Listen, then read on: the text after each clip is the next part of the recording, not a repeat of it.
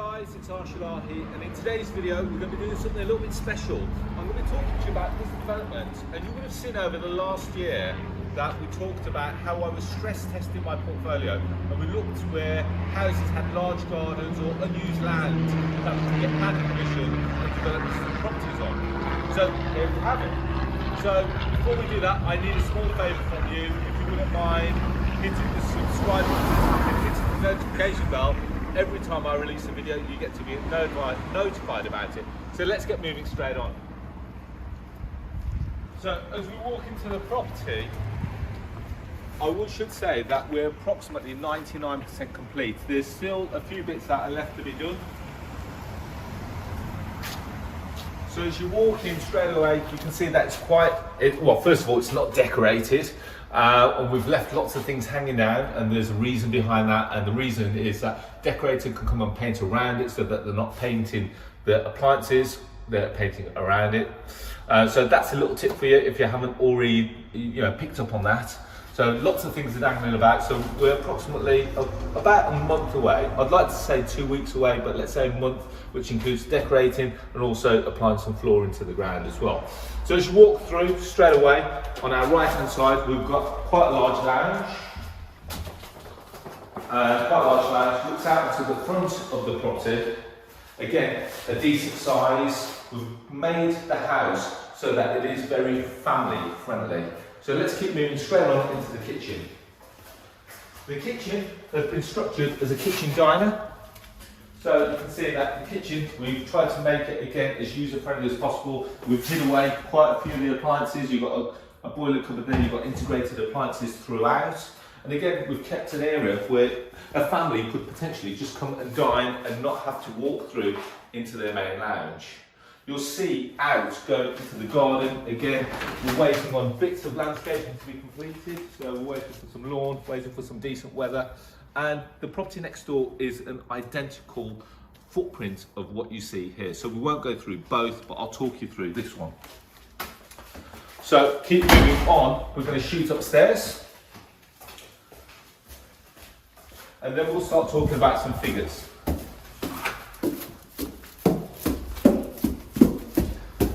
So as you walk upstairs, straight away on this floor, we've got 3 bedrooms.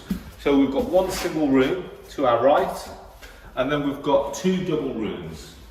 One of the double rooms that I'm standing in here now does not have a bathroom or an ensuite, but the other one does. But on this floor as well, we also have a family bathroom as well.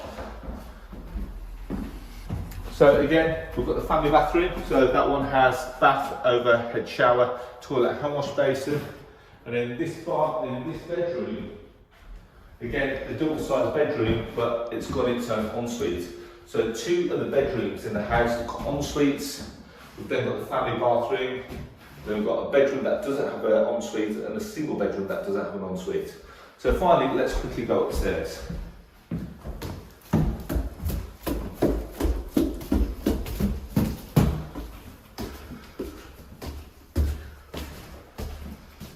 So I would say that this is the biggest space of the house. It's the lightest space of the house, space that I kind of like. So we've got a very big bedroom, and in the bedroom here, we've utilised a lot of the eaves of the property. We've also gave it an ensuite, so feel free to have a look through there.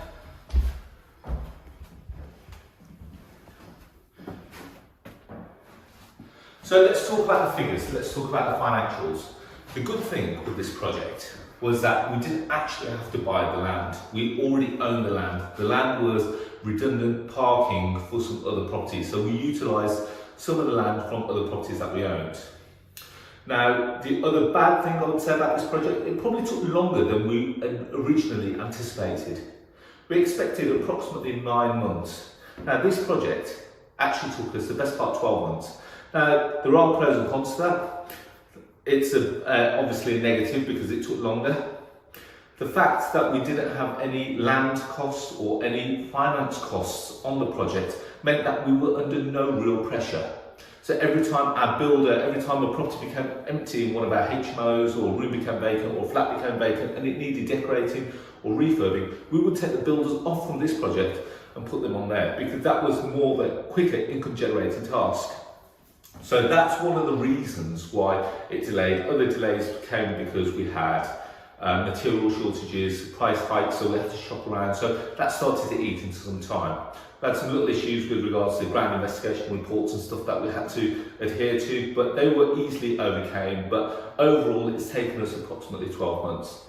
Now, from a financial projection point of view, best thing that we had no land cost, because we're already utilising the land that we had.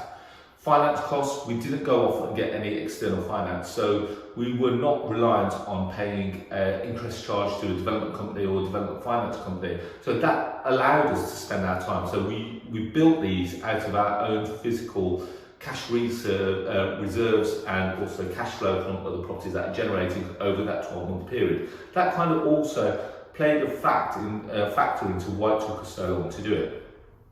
As well as that, now we're in a position where we've now got 2 4-bedroom units or 3-bedroom units with a study, depending on how you look at it. And we're now in a position where we determine or we decide what we do with it. The actual build cost, so when we look at build costs, we're looking at project professional fees, so architects costs, planning costs, we had to pay for some site investigation reports, we had to get some structural reports done for the extra to make sure that we could accommodate the additional space here. So some calculation costs, plus the build costs and material costs, so materials and builders. So we had a builder that only provided the labour. We went and sourced materials ourselves. So all in all, to build both houses from start to finish, it has cost £250,000, which means that each unit has cost us approximately £125,000, which I think is quite keen to build a 4-bedroom, 3-storey property in a city. As well as that, now we're in a position where we decide what we do with them. We've had an estate agent come out, pretty much a bit like Homes Under the Hammer. They've all walked through with their suits and ties, and they've walked through and they've walked around with their clipboard, writing down, God knows what they write down. But they've each valued each of the houses at a minimum of £300,000. So we had 2 estate agents come out. One said 300, one said 325. We've worked on a worst case scenario of £300,000 each house, which gives us a gross development value of £600,000. Now, bear in mind that it's cost us £250,000 all in, which means that we could either put these on the market and sell them and generate a profit of approximately £350,000. Out of that, we'd have to take out some legal costs and perhaps some estate agency costs. So we're still going to walk away with a decent level of profit. Or we could refinance it, keep it within our portfolio and rent them out to families. And houses in this location could rent for circa around £1,000 to £1,200 a month each house.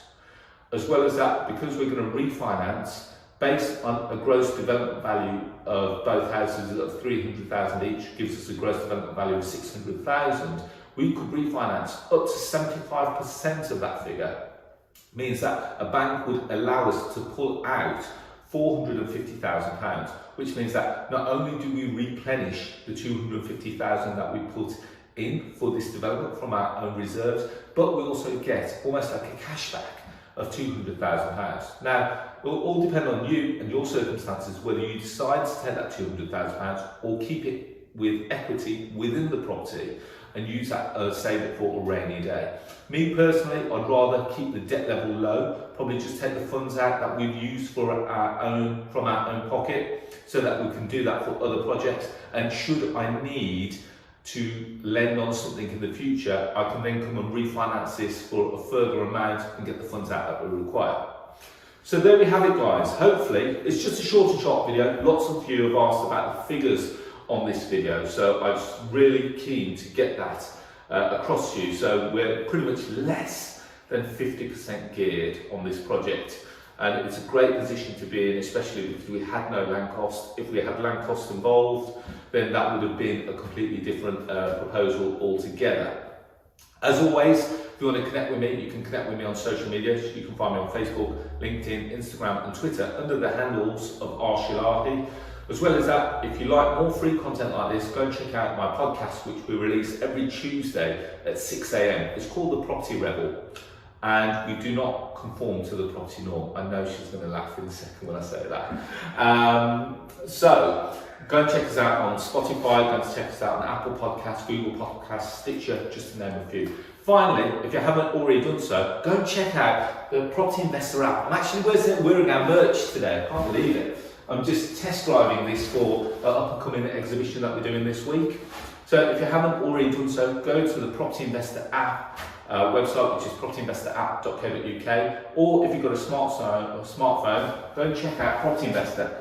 Download it, takes you 2 minutes. You can go to Apple Store or you can go to Google Play Store. Download it, takes 2 minutes to do that, and you'll see approximately 200 deals all over the UK, all in one place, and it's completely free for you to do that. So there we have it, guys. As always, I wish you all to be safe, well and happy, and I look forward to speaking to you all soon. Thank you and bye-bye.